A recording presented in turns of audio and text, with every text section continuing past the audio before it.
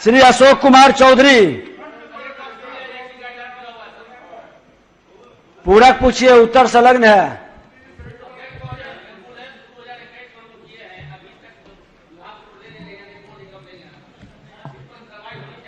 आप लिख के, मंत्री जी कहें कि लिख के दे दीजिए।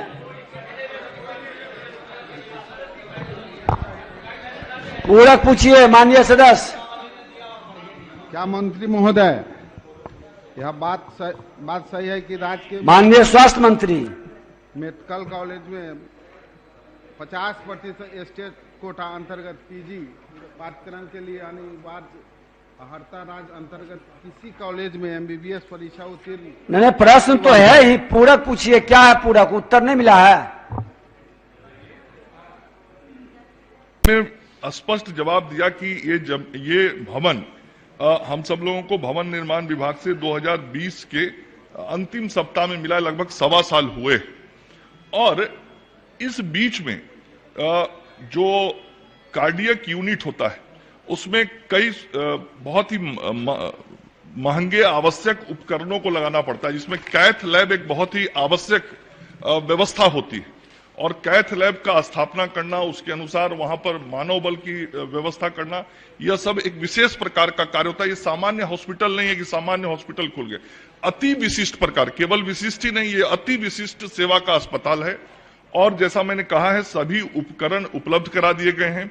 फरवरी और मार्च के महीने में, अभी जो फरवरी बीता और इस मार्च के महीने में कैथ लैब के भी जो अंतिम उपकरण आने थे वो सारे उपकरण आ गए हैं। मैंने परसों स्वयं इस विषय को लेके विभाग में समीक्षा की। केवल डेट बता दीजिए, कब आप उपकरण डेट आप पूछे, मैं महीना बता रहा हूं, एक बता दीजिए। मैं बता रहा हूं, फरवरी और मार्च के महीने में ये उपकरण आया है। हाँ 22 में, मैं बता रहा हूं। और ये सारा इंस्टॉल हो रहा है और अप्रैल के महीने में ये उस अस्पताल में ये सेवा शुरू कर दीजिए। इंजीनियर शशि भूषण सिंह, उत्तर मुद्रित है। पूरक है सर कि रविवार के रोज पीएमसीएच में और इंदिरा गांधी इंस्टीट्यूट में डॉक्टरों द्वारा राउंड नहीं लगाया जाता है, और राउंड अगर नहीं लगाया था तो उस दिन मरीजों को काफी कठिनाई होती है, और क्षेत्र से जो लोग आते हैं उनको भर्ती कराने में भी कठिनाई होती है।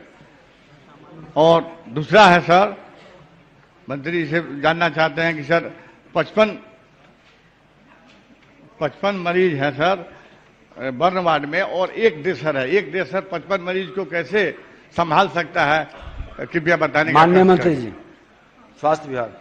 महोदय, मैंने जवाब में लिखा है कि 55 मरीज पर एक ड्रेसर की पद सृजित है, स्वीकारात्मक है, इसको मैंने माना है। लेकिन यह जो परिधापक है, परिधापक संवर्ग नियमावली 2022 संशोधन की प्रक्रिया में, और जब भी कोई नियमित सेवा सरकार के द्वारा दी जानी होती है या विज्ञापित करना होता है तो सेवा नियमावली बहुत जरूरी होती है, और यह सेवा नियमावली का संशोधन हो रहा है।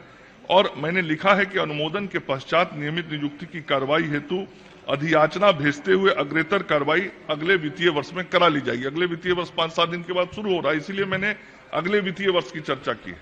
तो जो माननीय सदस्य की चिंता है, हम उस चिंता से सहमत हैं और हम उस सेवा को बेहतर करना चाहते हैं और इस काम को हम करेंगे, ये बात हमने कहा है।